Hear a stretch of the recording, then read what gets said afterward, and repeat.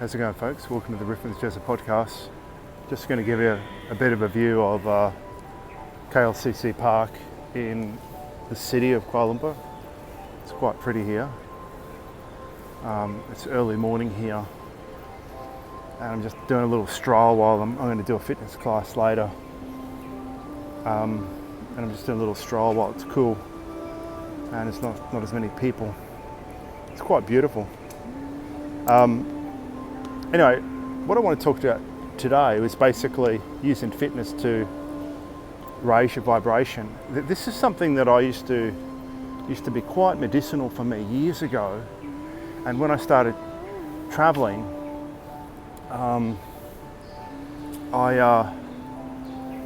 didn't sort of keep up with it, because basically I used to get a lot of value from high intensity classes like pump and HIIT classes, and it used to really transcend my emotions quite a lot. So I could turn up negative emotions, and by the end my emotions would just feel fantastic. But something weird happened. I made a pact with my brother to do one exercise a day, just one strength exercise a day, that I kept to, for a month. And I think I did like 27 out of 30 days. I wasn't, I set the bar so low and I still failed, which is, I got 90% of it or whatever. I missed a couple of days. So, but what happened was quite interesting. So through doing the process, and this is the thing, sometimes you can not get it right, but you've still got it right anyway. So you didn't quite get there, but the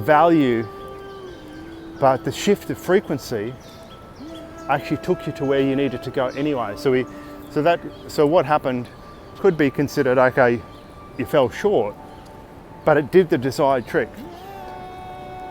So what happened in the course of doing this, I realized, well, you're in Kuala Lumpur, why don't you do pump classes? You used to love those things. Like I used to be mega fit when I did pump, and I was lean, and had a lot of energy, and it used to really help my emotions a lot. It would cleanse and clear all emotions, and really beautiful. It would cleanse and clear all emotions, and I used to talk about it all the time to people, like pump this, pump that, and just people, it would bore them completely, but they didn't get how much of an actual spiritual experience it was. And I was so addicted that I just wanted to go for how it made me feel. And I did this for about 7 years. And so in the beginning, I did it to get my blood sugar under control, but then I did it for the spiritual and mood benefits. And I also practiced mindfulness at the same time, so it's quite profound. Anyway, so when I started traveling, I lost contact with this, put on weight, and then until recently when I started doing this pact with my brother, I didn't even think to do it, even though I'd had access to it since being in this big city.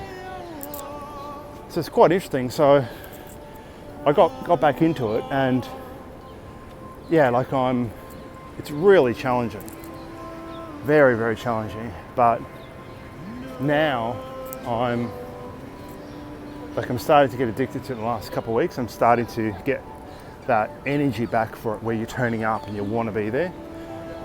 And then that sort of joy at the end of it, when you finish, that relief.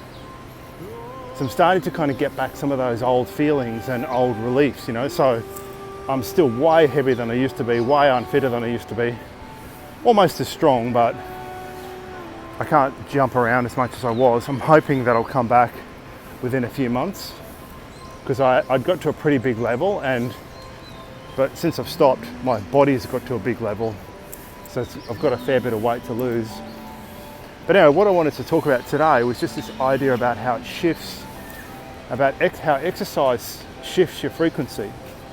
And what's really interesting is that as I've been rediscovering pump, there's a fitness guy on YouTube, his name's Paul Bryson.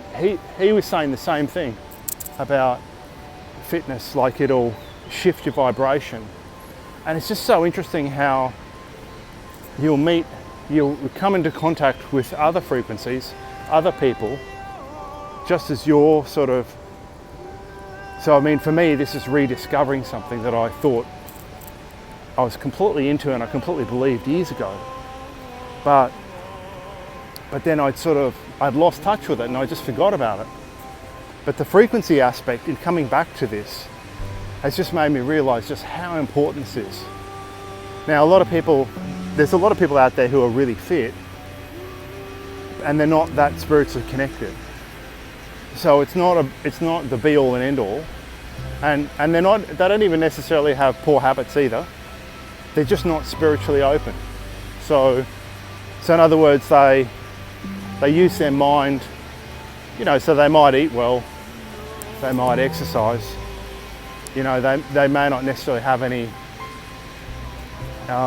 habits that are a problem, but they're not spiritually open. So spiritually open requires a degree of self-honesty. To me, that's the biggest thing. But all of that said, anybody who's listening to this is going to have a degree of spiritual openness and honesty, because that's what I think is fundamental. And so every time I've done a walk and talk, I always try to bring it back to what am I learning? What's the next edge I need to do? Where's the expansion I need to go? And so anyone listening, most people listening would have that spiritual openness. So I'm not saying exercise is the be all and end all, or even giving up addictions is, but it definitely helps. And so this is just as I said, this is just one of these things that I'm coming back to. And I mean, there's no free lunch with this, because what I found when I used to do this intensely was that you really did have to push yourself pretty hard to get that transmutation of emotions. So when you were really pushing hard, your mind would have to let go of all the frustrating thoughts, of all the pain in your head, of all the shit that was really going round and round and round.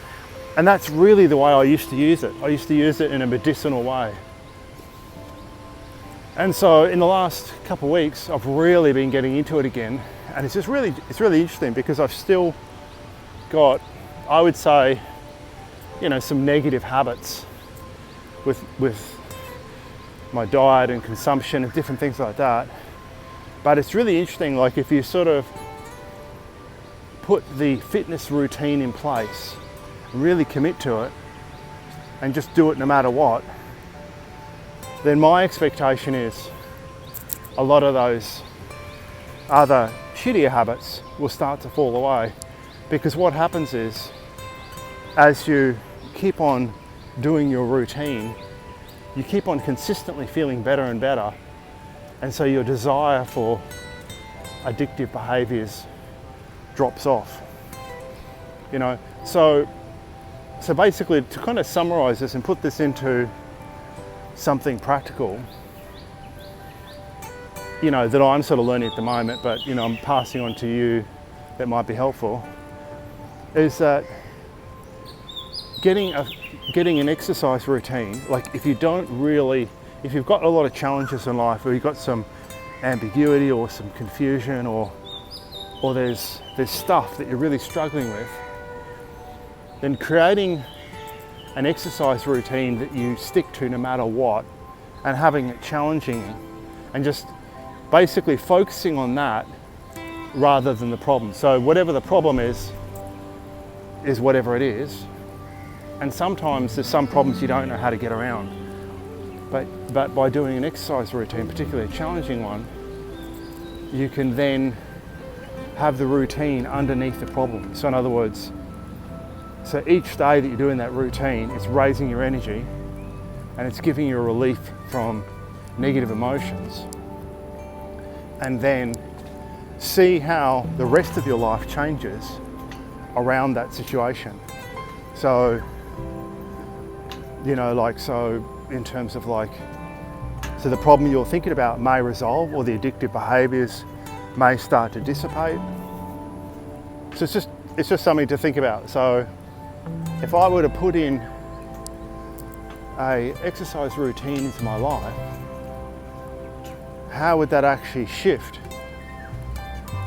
Well, basically it's going to shift your frequency, but how would actually that shift a lot of the other things that are going on in my life? And you might be surprised that some of the other things that are stuck may shift on their own because it shifts your frequency and shifts your emotions, and your emotions can keep things stuck and in place. So if this concept resonates, then give this a crack, and it might take probably take a few weeks to sort of get into groove. The main thing is you just stick with it, stick with something, and you show up every time no matter what. And then you can just focus on that, and then just see if there's any shift in the rest of your life. Like, just try that over a period of a month and then see what happens. Anyway, let me know if it works, and I'll see you next time.